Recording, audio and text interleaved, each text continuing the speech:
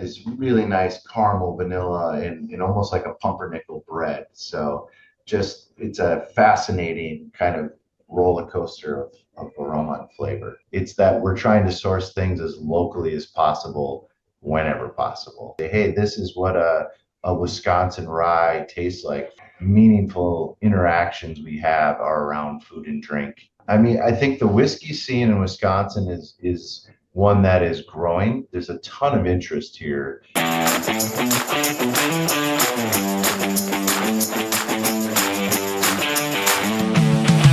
Welcome back to Daily Ovation. Today's conversation takes us back to mixology, distillery, but maybe from a location you're not quite familiar with. But today we're going to learn all about it, all about the flavors of the area, all about the products, and there's a very special product. So let's welcome from State Line Distillery, the owner, John Mleziva. John, thanks for joining us today. Hey, thanks so much for having me. I'm excited to be here. First things first, our audience, we're foodies, we're cocktail lovers, we're wine collectors. What's your biggest message? What's the most important message you want our audience to learn today from you and State Line Distillery? Hmm, that's a good question. I think that probably the biggest thing when I think of those kind of groups of people, the foodies, the wine connoisseurs, it's to me it's about community, right? So I think everything we do, kind of the way we approach our craft is incorporating as many different parts of our community into that process. So, when I think about why are we named State Line Distillery, I mean, at some point that question comes up on every tour I've ever given here, because we're not actually very close to a state line. It's that we're trying to source things as locally as possible whenever possible. So that to me is partnering with farmers, partnering with local kind of growers in their area. So this idea of community is so important. And as anybody that enjoys good food, good wine, visiting places, they know that some of the most, I guess, meaningful interactions we have are around food and drink within a community with each other. That is beautiful. And I think you're right. People who appreciate good food, good drink, and good community can all relate to that. Yeah. We mentioned Wisconsin from the very beginning. And what I like is on your website, this is a small writer thing, but you use the word story a few times on there. And so to Yeah. me, clearly the story behind all this is important to you. So talk a little bit about the whiskey scene there and what you hope State Line and yourself brings to that story.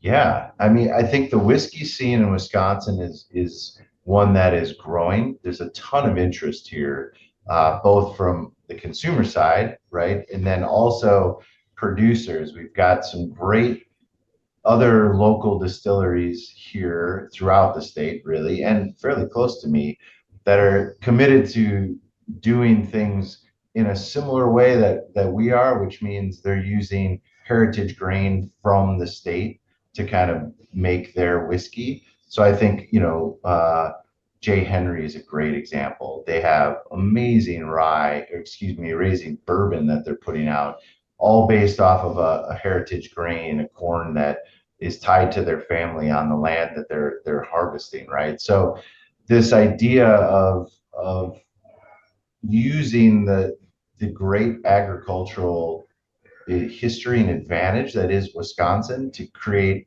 unique product lines is something that's really exciting to me. And it's a great way that we can sort of join the conversation, so to speak, and say, hey, this is what a Wisconsin rye tastes like from grains that are grown 15 miles from the distillery, right? So this is the way that I feel like it's not only a differentiator, but it's also a way to talk about the story of Wisconsin history in terms of farming and how that's used in making delicious spirits. That's a beautiful point. Just out of curiosity, to give us a wider scope for a moment, and I don't want to Yeah. put you on the spot, but if you were going to guess how many distilleries are within an hour of you, any idea? That's a good question. I Maybe, just don't know how small or how big that world is. yeah, I genuinely don't. right.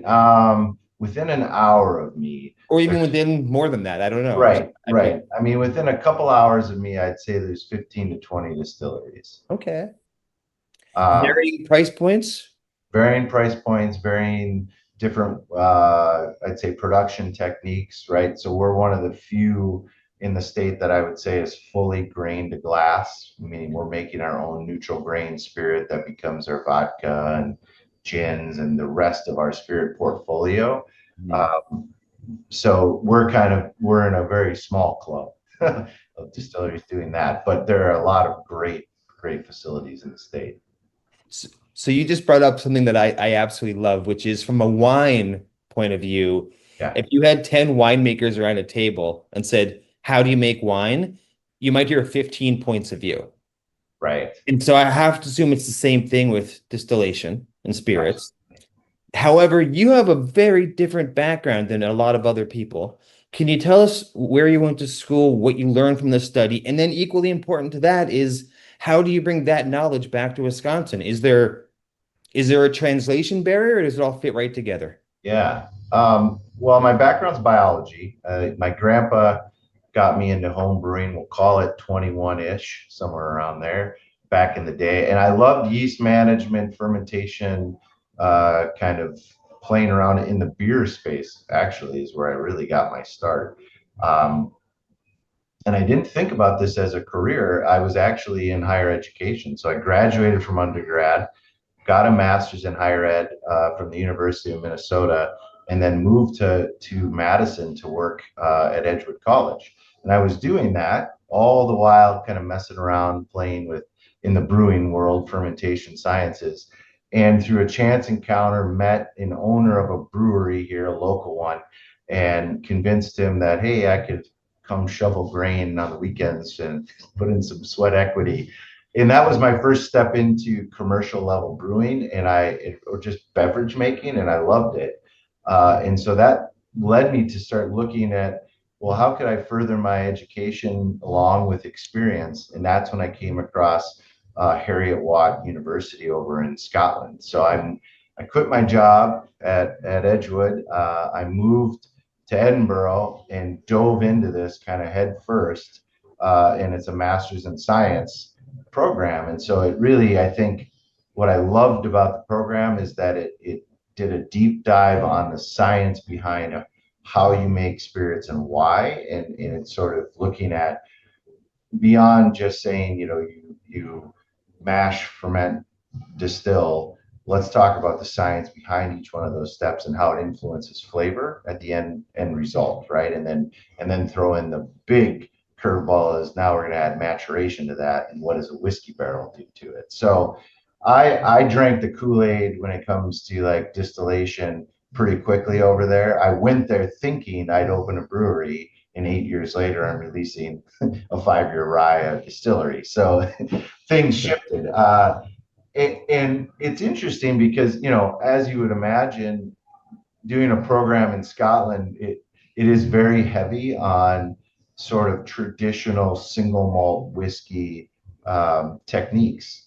And some of those are very much applicable to what I do here, and others not at all. Just at a very 10,000 foot view, to make single malt whiskey, which is a product we have and people could buy to enjoy.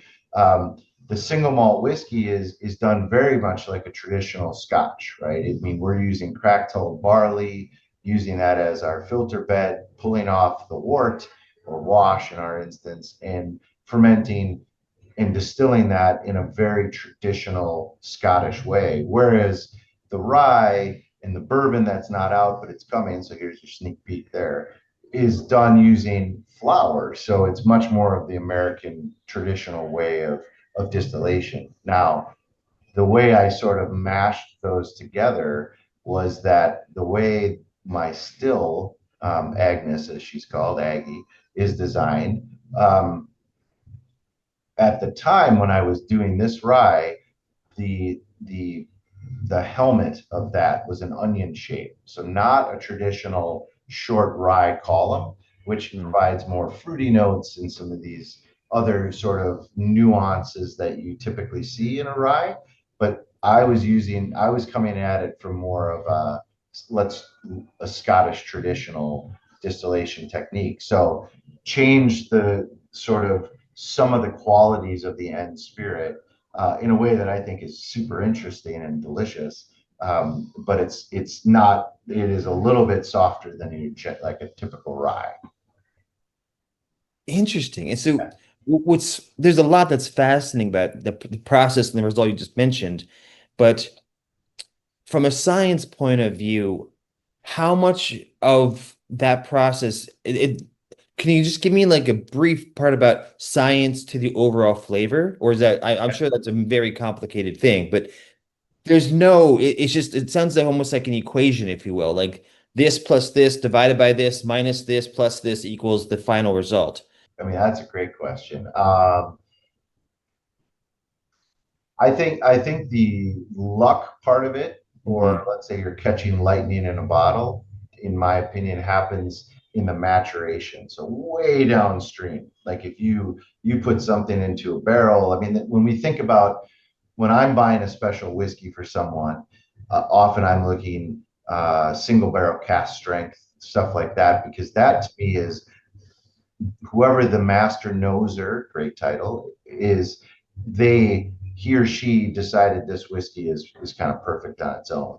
But Mm. let's back up. I mean, I get that question often is like, well, how often do you have to dump something down the drain or something? And the question is pretty much never, because we're approaching this from a very standard operating procedure scientific framework, meaning I know what temperature range that the yeast is going to uh, operate at its best, right, and not kick off like different flavors we don't want. I know how I know the principles of distillation. So when we're talking about this sort of complicated idea, to really kind of get to its roots, distillation is just the separation of compounds based on boiling point, right? So water boils at 100 degrees Celsius, ethanol boils at 78.2 degrees Celsius, and all the flavors that we love in whiskey, which are produced by the yeast, those congeners, Mm. those things all have different boiling points. So as long as we know kind of what are the esters we're producing, Right. and what are the characteristics of that, how it's going to act when I boil things at certain temperatures, Right. then we know what's going to come through on the end result. So if you do all those things well, Yeah. you should have a new make spirit, a new distillate that you know is going to turn into something beautiful. But that's where the magic of maturation takes over after that next step. We're here today with John Mleziva from State Line Distillery in Wisconsin, celebrating his 5-year rye whiskey. You've mentioned maturation two, three, four times. That's what it's all about. Help us. What kind of complications was it? Did it go as planned? Were there some twists and turns? What was that maturation period like? Yeah, I so our we have I won't call it a rick house, right? I mean, we're a 6,500 square foot facility, so that's pretty modestly sized for a distillery. And in our barrel room is in that space, and so I think one of the challenges we always find in barrel maturation is that because we're not open air, um, we're within our space, and we've kind of tried to recreate some of the atmospheric conditions that would be closer to what we'd see outside, but the relative humidity is always a challenge for us. So, in the way that that presents in maturation is what are my losses, right? If it's too dry, we're losing water like crazy out of those barrels through kind of into the angel's share, like the alcohol and vapor that goes out.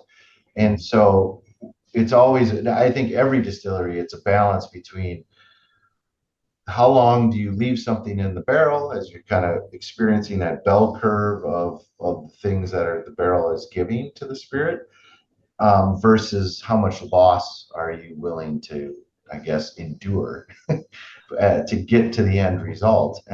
And for us, it was always the whiskey is ready when it's ready, and the losses, we need to figure out how to manage that on our end best we can. Mm. So that's anything from trying to add, figure out how to add humidity back into the system, right? So literally a humidifier, things like that, just trying to change that to slow some of our losses. So I think for me, those are the biggest challenges. We luckily didn't lose any barrels, but you can have, when the relative humidity gets low enough, barrels can start to leak, and we've had some leakers. So always an adventure. Fair enough. So State Line Distillery, it's a 5-year rye whiskey. Yeah. Talk to us about the flavor profile, the nose, the finish. What are we about to enjoy? Yeah. So, well, I'll show you the bottle just so you can Oh, get a sense of the color, right? I love that. Deep, deep copper color. Right away, I'd say on the, if we break it, aroma, palate, finish, right? So you've got dried pear, cinnamon, honey, this beautiful kind of sort of fruity bouquet with some really nice sweetness there. Um, on the palate, the first thing that popped into my mind, which was funny because I've got a couple people that we we all sample, we do blind, we create a spreadsheet that people drop their things into, and then we say like, oh yeah, we're all pulling these sort of some of the same things. But I got a lot of like cookie dough kind of characteristics, and at the tail end, like some peppery notes, which is pretty typical with rye. Okay. And then on the finish, we had this really nice caramel vanilla and almost like a pumpernickel bread. So just it's a fascinating kind of roller coaster of aroma and flavor. Definitely. Now, obviously, we're in Wisconsin. We're talking about this is the Driftless region. And Yes. earlier in the conversation, we were talking about all the farmland and there's the different food that's offered there, what's grown there. Yeah. How do all these ingredients, you said very deliberately you chose to use local. So talk about how all those local factors influence the flavor and aroma. What? Yeah. Well, if your listeners aren't familiar with the Driftless region, it's a really unique area of the country where it wasn't flattened by glaciers, basically. So, and it sort of looks like a sea. It's not just Wisconsin. There's a whole chunk of this in the Midwest, but Wisconsin has a fairly robust area that is the Driftless region. So there's in terms of what that does to the soil, it's a very different composition of silt and debris that was not actually deposited. So the the grains that are grown on that land, they're influenced heavily by what the soil structure is, and it's a much older version of soil, dates the pre-glacier periods, and so, for instance, in this particular version of what it does to the rye is that it makes it a little bit of a softer expression. So that Oh, allowed us to go quite high with the percentage of rye. So this is an 85% rye, so a high rye, right? But it's not overly spicy. We still get all of those really soft, subtle, sweet notes that I was kind of mentioning, the honey, the caramel, even that cookie dough kind of sort of sweetness is there. And that's because of the terroir of what the Driftless region brings. And so we don't just get our rye from the Driftless region, we get almost all of our other, grains that we use. So we produce a vodka, we produce gins here. Those are using soft red winter wheat from mhm. the Driftless area, and it's amazing how soft, like it's such a descriptor, soft red winter wheat, but it is so creamy and soft, and how that influences the end resulting spirit. And I feel like that's a similar characteristic that pulls through the rye as well. That it's softer, rounder. It's beautiful to sip on. That's what I was gonna say. Is it sounds like a very sippable drink. Just Yes. after your day is over, you're relaxing, you want something delicious and very soft, sippable. And the beautiful thing is very flavor complicated. A lot you mentioned a lot of different flavor notes in Yeah. there. And so that sounds incredible, frankly. It's the middle of the day right now, but if it wasn't, I'd be wanting to have a sip or two. Pop one open, right? We're with John Mleziva from State Line Distillery. We're talking so much about Wisconsin and the food and the travel and obviously stopping by State Line. I'm going to ask the question, then we'll move on. I'll let you have some time to think about it, which is Okay. if someone's flying in, they're flying in specifically to give all this a try. Can you suggest a few restaurants, maybe a hotel or a bed and breakfast, or where should we stop in while we're on this trip? Yeah. I mean, we can go around it or I could jump in. It's up to you. If you have an immediate answer, let's go for it. It's fine. I just didn't want to put you on the spot. Yeah. Well, I mean, I think one of the great things about Madison is that it is when you get into the isthmus, so you basically the city center between the two big lakes that sort of surround us. There are so many great places to eat and drink, and there's some really cool, even like hotels. The Edgewater Hotel, for instance, is right on the lake. It's gorgeous. So I would always suggest that as like a home base, right? And then when it comes to food and drink and experiential kind of things, Sardine is one of the best. It's like a French inspired uh, restaurant here, right, pretty close to us that just crush it in terms of their fresh oysters and other things they offer in cocktail scene. The Tornado Room, which is like straight out of 1950s Frank Sinatra kind of old supper club, elevated supper club. That's a place to go get like a fantastic steak, a martini, a Manhattan, uh, amazing place like that. Then we've got on the opposite end, like places like Settle Down, which are just like what I would say elevated pub food. Like they're just crushing smash burgers and doing those kind of things. But the Madison is a hidden gem, and I'm from Minneapolis, so a much bigger city. Madison is a hidden gem of good food, good music scene, and a fantastic cocktail scene. I good to hear that. That makes me want to come out. I hadn't realized that, and I don't Yeah. know. I have to wonder how much of the audience wasn't so sure about that. But now you're making us all want to schedule some plans. So thank you. Yes. Yeah. Um, so with this new 5-year rye whiskey, normally we can sell e-commerce. Normally there's a lot of ways to get it out there. How can we get it, and why did you choose to make this unique choice? Yeah. You got to come to State Line. Got to make a trip to Madison, Wisconsin. This is what I we might not always do this in terms of this whiskey. So we're making more rye whiskey, but I think this comes back to sort of the first question you asked me today, which is you know what am I what's one of the most important things or messages we want to talk about? And it is to me about community. And so this idea is we did this when I released our single malt whiskey, which was 7 years old. And at the first point of market, when it's coming to market, to me, this is a celebration, 5 years in the making. And so this is a time for us to come together as a community and invite other people to come in to our community to say, hey, let's slow down. Let's raise a glass together. Let's nose this together. Let's talk about it in a group.